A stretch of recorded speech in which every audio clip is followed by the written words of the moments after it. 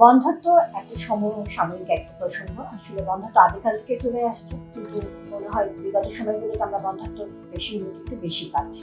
তার কারণ হয়তো বা আজকালকার মেয়েরা অনেক বেশি ক্যারিয়ার নিয়ে সচেতন, তারা পড়াশোনা শেষ করতে অনেক সময় লাগছে, সুতরাং ফ্যামিলি প্ল্যানিং করতে করতে আসলে অনেক সময় দেরি হয়ে যায়। সেই হিসেবে কিন্তু বন্ধ্যাত্বের বয়সজনিত কারণে বন্ধ্যাত্ব বা অন্যান্য কমপ্লিকেশনে বন্ধ্যাত্ব আসলে বেশি আসছে। তো আজকে আমি আপনাদের সাথে বন্ধ্যাত্ব বিষয়ে একটু ডিটেলস আলাপ করতে চাচ্ছি। আর প্রথমে আসি আমরা বন্ধ্যাত্ব আসলে কি। বন্ধ্যাত্ব বলতে আমরা আসলে বোঝাচ্ছি একজন স্বামী স্ত্রী বা একজন কাপড় তারা কোনো জন্ম নিয়ন্ত্রণের ব্যবস্থা ছাড়াই যদি 1 বছর তারা নিয়মিতভাবে তারা মেলামেশা করেন এবং তারপরে যদি তারা তাদের কাঙ্ক্ষিত প্রেগনেন্সি না পান, তাহলে আমরা সেটাকে বন্ধ্যাত্ব বলে থাকি। সুতরাং এই বন্ধ্যাত্বর জন্য অবশ্যই একটা কাপড় যাদের 1 বছর হলো বিয়ে হয়েছে, বিয়ের পরে তারা কোনো প্রোটেকশনে না থাকার পরে কনসেপ্টেশনে তাদেরকেই আসলে আমরা বন্ধ্যাত্ব চিকিৎসার জন্য ক্যান্ডিডেট করি। কিন্তু তারপরেও বন্ধ্যাত্বের আসলে অনেক কিছু ব্যাপার আছে। অনেক ক্ষেত্রে দেখা যাচ্ছে বয়স হয়ে গেছে মহিলার বা হাজবেন্ড, সেক্ষেত্রেও কিন্তু অনেক ক্ষেত্রে ওনারা আগেও আসতে পারেন, তখন আমরা সেই চিকিৎসাগুলো শুরু করতে পারি।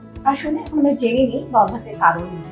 তো যেহেতু এখানে হাজবেন্ড এবং ওয়াইফ দুজনে কিন্তু তাদের মিলিত একটা প্রচেষ্টা হলো প্রেগনেন্সি, সুতরাং দুজনের ক্ষেত্রে আসলে কারণগুলো রয়েছে। সাধারণত মহিলাদের কারণ এবং পুরুষের কারণ দুটাই আসলে সমানভাবে যদি বন্ধ্যাত্বের কারণগুলো থাকে তাহলে 50-50 ভাবে হয়ে থাকে, কোনো কোনো কিন্তু দুজনেরই কারণ থাকে। চলুন এবার আমরা আসি পুরুষের জন্য কি কি কারণ হয়ে থাকে বন্ধ্যাত্বের সেই বিষয়ে। পুরুষের ক্ষেত্রে আসলে সর্বপ্রথম যে বিষয়টা কাজ করে সেটা হচ্ছে সিমেন্ট। সিমেন্ট বলতে বোঝাচ্ছি যে বীর্যপাত হওয়ার পরে যে লিকুইড জিনিসটা বের হচ্ছে সেটাই হচ্ছে সিমেন্ট। এবং সিমেন্টের মধ্যে আমরা সাধারণত এই বীর্যপাতের মধ্যে হওয়ার পরে যে বীর্যটা থাকে তার মধ্যে আসলে আমরা অনেক কিছু প্যারামিটার দেখে থাকি। সুতরাং তার যদি বীর্যের মধ্যে শুক্রাণুর পরিমাণ যদি কম থাকে বা শুক্রাণুর যদি সাইজে বা চেহারাতে কোনো অ্যাবনর্মালিটি থাকে, অথবা শুক্রাণু সংখ্যায় যদি কম থাকে, শুক্রাণু নড়াচড়া ক্যাপাসিটি যদি কম থাকে, এগুলো কিন্তু প্রত্যেকটা প্যারামিটার যেটা পুরুষদের ক্ষেত্রে ফার্টিলিটিতে হ্যাম্পার করে থাকে। এছাড়া অনেক ক্ষেত্রে পুরুষদের অন্যান্য ডিজিজ যদি থাকে, যেমন দেখা যাচ্ছে উনি অন্য কোনো হরমোনাল প্রবলেম হচ্ছে, ওনার থাইরয়েড হরমোনের সমস্যা, অথবা ওনার টেস্টোস্টেরন লেভেলটা কম, এগুলো কিন্তু আরো ফ্যাক্টর যেটাতে কিন্তু তার ফার্টিলিটি হ্যাম্পার করে থাকে। এছাড়াও সে যদি প্রেশারে ভুগে থাকে এবং সে যদি কোনো প্রেশারের ওষুধ খেয়ে থাকে, কিছু কিছু প্রেশারের ওষুধ কিন্তু শুক্রাণু নড়াচড়া ক্যাপাসিটি এবং কাউন্ট করতে পারে, সেটাও একটা ফ্যাক্টর পুরুষদের ক্ষেত্রে। এছাড়া কোনো পুরুষ যদি দেখা দিয়ে থাকে সে রিপিটেডলি এসটিডি অর্থাৎ সেক্সুয়ালি ট্রান্সমিটেড ডিজিজে ভুগছেন বা ভুগেছিলেন, বা তার রিপিটেড ইউরিনারি ট্র্যাক্ট ইনফেকশন হয়েছে, অথবা তার কোনো সার্জিক্যাল হিস্ট্রি আছে, অথবা তার কোনো আঘাতজনিত কোনো ট্রমার হিস্ট্রি আছে, সেক্ষেত্রেও কিন্তু তার ফার্টিলিটি হ্যাম্পার করে থাকে। কিভাবে সেটা করে?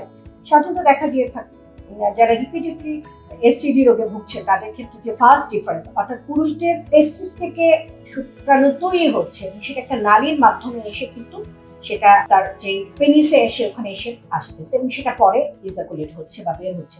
সুতরাং এই নালীটাতে যদি কোনো ডিজিজের জন্য, বিশেষ করে যেটা আমি বলছিলাম যে যারা রিপিটেডলি এসটিডিতে ভুগে থাকেন তাদের ক্ষেত্রে দেখা যাচ্ছে এই নালীটা চিকন হয়ে যায় বা ব্লক হয়ে যায়, অথবা কোনো সার্জারি যদি হয়ে থাকে পুরুষের, যেমন তার ছোটবেলায় দেখা গেল যে কোনো ভালভ ডিফারেন্সে তার কোনো সার্জারি হয়েছে বা কোনো টেস্টিকুলার জায়গায় কোনো প্রবলেম হয়েছে, বা দেখা যাচ্ছে সে কোনো আঘাত পাওয়ার জন্য তার এই নালীটাতে কোনো চিকন হয়ে গেছে বা ব্লক হয়ে গেছে, সেক্ষেত্রেও কিন্তু দেখা যেয়ে থাকে তার ইনফার্টিলিটি হয়ে থাকে। সুতরাং আমাদেরকে পুরুষদের ক্ষেত্রে আমরা একটা সবচেয়ে যদি টেস্ট ইম্পর্টেন্ট বলে থাকি সেটা হচ্ছে সিমেন অ্যানালিসিস।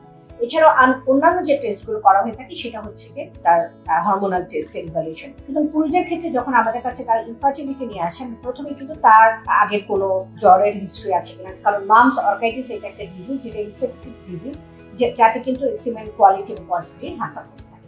সুতরাং এটা পুরুষের ইনফার্টিলিটির জন্য আমাদেরকে তার ডিটেল হিস্ট্রি, তার রোগের হিস্ট্রি, এবং আরেকটা ইম্পর্টেন্ট জিনিস যেটা সেটা হলো তার লাইফস্টাইল এবং তার অকুপেশনাল হিস্ট্রি অলসো ইম্পর্টেন্ট। আর আমরা জানি যারা খুব স্ট্রেসে ভুগছেন বা যারা খুব এনজাইটিতে আছেন বা খুব ডিপ্রেশনে আছেন তাদের ক্ষেত্রেও কিন্তু ইনফার্টিলিটি হতে পারে। এবং আরেকটা ইম্পর্টেন্ট জিনিস যেটা আমি বলছিলাম যে তার প্রফেশনাল হিস্ট্রি ইম্পর্টেন্ট। দেখা গেছে যারা টেলিকমিউনিকেশন মিডিয়াতে কাজ করছেন বা যারা রেডিওলজি ডিপার্টমেন্টে কাজ করতেছেন, যেমন আল্ট্রাসোনোগ্রাফি, এক্সরে, এমআরআই, এই সমস্ততে, এবং যারা অনেকক্ষণ ধরে ল্যাপটপ বা কম্পিউটার এই জিনিসে যারা কাজ করতেছেন তাদের ক্ষেত্রেও কিন্তু ইনফার্টিলিটি হয়ে থাকে, কারণ এই ফ্যাক্টরগুলো তখন তার সিমেনের কোয়ালিটিতে হ্যাম্পার করে থাকে।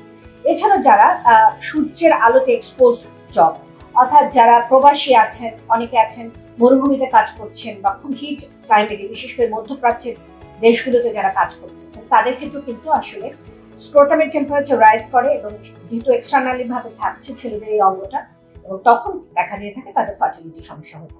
সুতরাং পুরুষদের ক্ষেত্রে এই ডিটেলস হিস্ট্রি এবং এই আমরা ব্যাপারগুলো ইভালুয়েশন করতে পারি একটা ইনফার্টিলিটি যে কাপল আসছে তাদের ক্ষেত্রে।